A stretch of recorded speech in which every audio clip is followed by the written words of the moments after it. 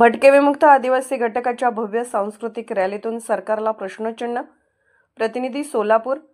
भटके विमुक्त आदिवासी संयोजन समिती महाराष्ट्र सोलापूरच्या वतीने भटके विमुक्त दिनानिमित्त डॉक्टर बाबासाहेब आंबेडकर चौक ते जिल्हा परिषद आंदोलन गेट या मार्गावर भव्य सांस्कृतिक रॅलीचे आयोजन करण्यात आले। या रॅलीत भटके विमुक्त आदिवासी समाजातील नागरिक मोठ्या संख्येने सहभागी झाले होते।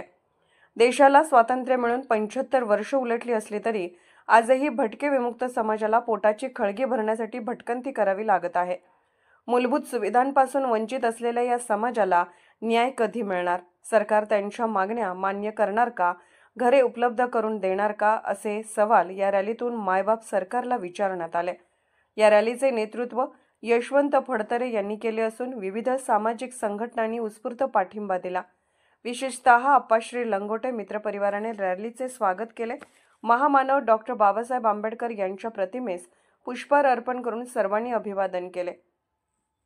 अखेर जिल्हा परिषद मोर्चा गेट येथे जोरदार घोषणाबाजी करत या सांस्कृतिक रॅलीची सांगता करण्यात आली।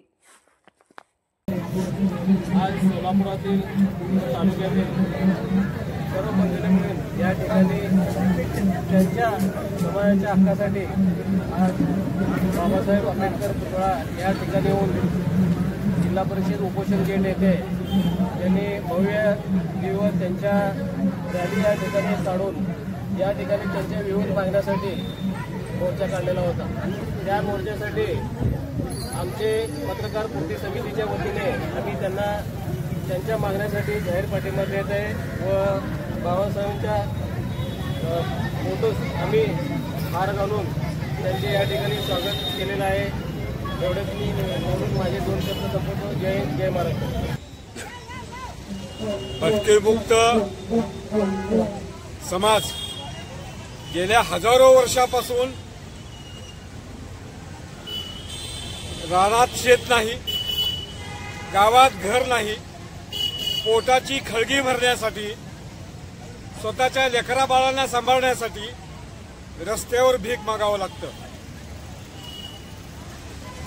1947 ला या देशाला स्वातंत्र्य मिळालं, परंतु आमचा भटका विमुक्त समाजाला 1952 पर्यंत तारेच्या कंपाऊंडमध्ये राहावं लागलं आणि तारेच्या कंपाऊंडमधून 31 ऑगस्ट 1952 ला त्यांची मुक्तता झाली। खऱ्या अर्थानं डॉक्टर बाबासाहेब आंबेडकरांनी या प्रश्नावर लोकसभेमध्ये 26 जुलै 1952 ला या ठरावाच्या संदर्भामध्ये लोकसभेमध्ये या रानटी लोकांची तात्काळ सुटका करा अशा पद्धतीचा ठराव त्यावेळेसचे कायदेमंत्री डॉक्टर बाबासाहेब आंबेडकरांनी तो ठराव करून घेतला आणि 31 ऑगस्ट 1952 ला पंडित जवाहरलाल नेहरूंनी त्यांच्या 3 तारेच्या कंपाऊंडमधून त्यांची सुटका केली।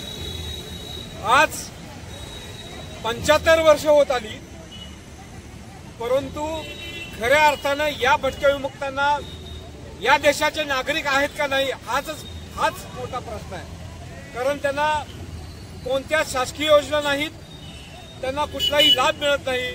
याचं कारण असं आहे कारण ते या देशाचे नागरिक आहेत याचा त्यांच्याकडे पुरावाच नाही आणि म्हणून भटके विमुक्त आदिवासी संयोजन समिती गेल्या 3-4 वर्षापासून या प्रश्नावर सातत्याने सरकारशी भांडून सरकारसोबत काम करून आत्ता कुठं त्यांना त्यांच्या संस्कृती त्यांच्या चालीरीत्यावरून त्यांना जातीचे दाखले द्या असा GR निघालेला आहे आणि भटके विमुक्त आदिवासी संयोजन समितीच्या माध्यमातून गेल्या 3-4 वर्षापासून जे आम्ही आंदोलन केले त्या आंदोलनाचं फलित म्हणून सरकारने यावर्षी 31 ऑगस्ट 1952 ला जी सुटका झाली त्याचे एक प्रतीक म्हणून मुक्ती दिन म्हणून जाहीर केलाय।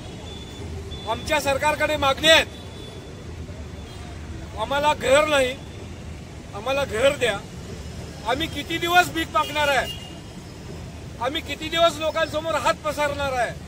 आम्हाला उद्योगधंदे द्या, आम्हाला जमीन कसायला द्या, ज्या हजारो एकर सरकारच्या जमिनी पडलेल्या आहेत। त्या सरकारी जमीन आम्हाला उपलब्ध करून द्या, आम्हाला घर द्या, जमीन द्या, आमच्या लेकरा बाळांना शिक्षणासाठी सुविधा द्या आणि जे आम्ही स्थलांतरित होतोय वेगवेगळ्या जिल्ह्यामध्ये, कारण आमच्या पोटाला मिळत नाही आणि स्थलांतरित होत असताना आम्हाला शासनाने भिक्षेकरीचं ओळखपत्र द्या, अशी आमची मागणी आहे.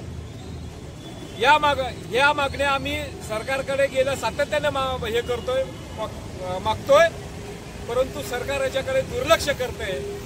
आणि खरं तर एक चांगली सूचना आहे ही केली की आज 31 ऑगस्ट 1952 जो मुक्तीदिन म्हणून आम्ही साजरा करतोय तो घोषित केलेला आहे आणि आम्ही सरकारचं या भटके विमुक्त आदिवासी संयोजन समिती सरकारचं अभिनंदन करते.